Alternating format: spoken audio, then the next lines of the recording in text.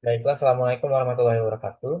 Perkenalkan, nama saya Rifki Muhammad Ramadan dengan NIM K1 Channel 24009 akan mempresentasikan materi pajak penghasilan pasal 21 atau PPh pasal 21 dari mata kuliah perpajakan 2 dengan dosen pengampu yaitu Bapak Yurni Eka Putra dan Ibu Restu Hani Anissa.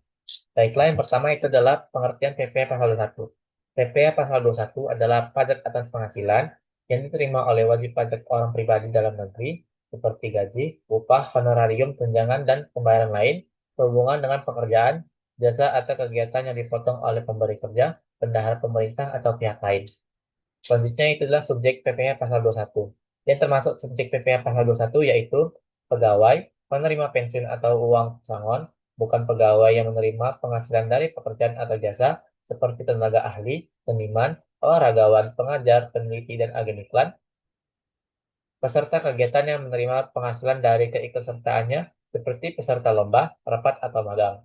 Yang tidak termasuk subjek PPh pasal 21 yaitu pejabat perwakilan diplomatik dan konsulat dari negara asing, asalkan bukan warga negara Indonesia dan negaranya memberikan perlakuan timbal balik. Pejabat perwakilan organisasi internasional, asalkan bukan warga negara Indonesia dan tidak mencari penghasilan lain di Indonesia. Selanjutnya itulah objek PPh pasal 21. Yang termasuk objek PPh pasal 21 yaitu penghasilan pegawai tetap, penghasilan pensiun atau sejenisnya, uang pesangon, tunjangan hari tua, jaminan hari tua, penghasilan pegawai tidak tetap atau tenaga lepas, imbalan bukan pegawai, imbalan bukan, imbalan peserta kegiatan, honorarium, jasa produksi, tantiem, gratifikasi, bonus, mantan pegawai, penarikan dana pensiun oleh peserta yang masih bekerja, penerima natura atau kenikmatan lain dari WP dengan PPh final atau norma khusus. Selanjutnya itu adalah yang tidak termasuk objek PPh pasal 21. Manfaat atau santunan asuransi, natura atau kenikmatan dari WP dengan PPh final atau norma khusus, iuran pensiun, tunjangan hari tua, jaminan hari tua dari pemberi kerja ke dana resmi atau BPJS. Zakat atau sumbangan keagamaan wajib dari lembaga resmi, beasiswa yang memenuhi persyaratan umum. Selanjutnya itu adalah PTKP PPh pasal 21. PTKP adalah batas minimal penghasilan tahunan yang tidak dikenai PPh pasal 21 dan berfungsi sebagai pengurang penghasilan bruto. Jika penghasilan tahunan di bawah PTKP, PPh pasal 21-nya nihil. Besaran PTKP per tahun adalah 54 juta untuk wajib pajak orang pribadi, tambahan 4.500.000 untuk WP yang sudah menikah, serta tambahan 4.500.000 untuk setiap tanggungan maksimal 3 orang. Selanjutnya itu adalah mekanisme dan tarif pemotongan PPh pasal 21. Mekanismenya, pemotongan pemberi kerja memotong PPh 21 dari gaji atau upah pegawai. Bukti potong. Pegawai menerima formulir 1721A1 atau A2 yang menunjukkan pajak yang sudah dipotong. Penyetoran dan pelaporan. Perusahaan menyetor via e-billing dan melaporkan melalui SPT masa. Batas waktu. Setoran. Tanggal 10 bulan berikutnya. Pelaporan. Tanggal 20 bulan berikutnya.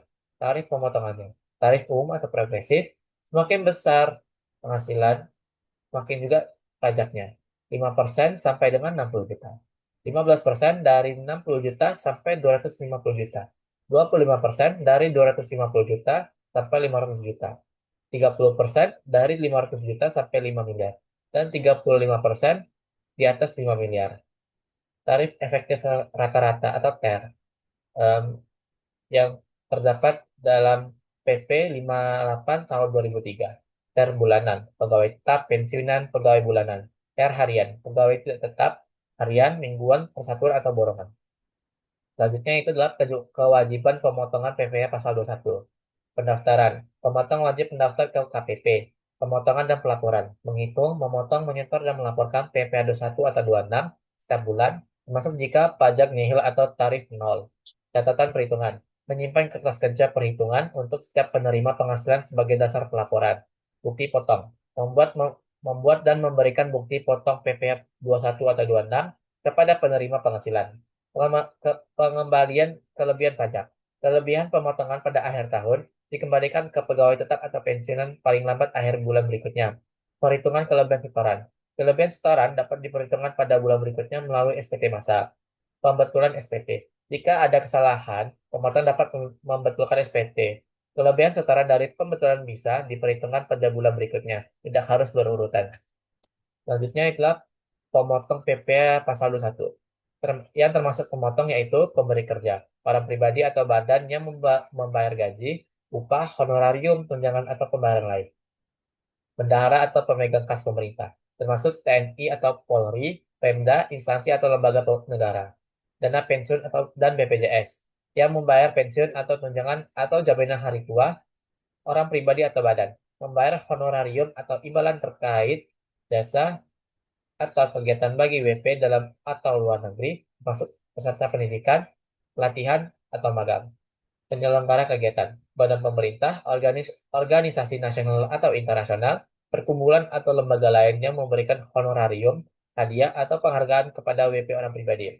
Yang tidak termasuk pemotong yaitu kantor perwakilan negara asing, organisasi internasional yang ditetapkan Kementerian sorry, organisasi internasional yang ditetapkan Kementerian Keuangan atau Menteri Keuangan, pemberi kerja orang pribadi yang hanya mempekerjakan untuk pekerjaan rumah tangga atau pekerjaan non usaha atau profesi. Baiklah, sekian dari saya. Saya akhiri. Wassalamualaikum warahmatullahi wabarakatuh.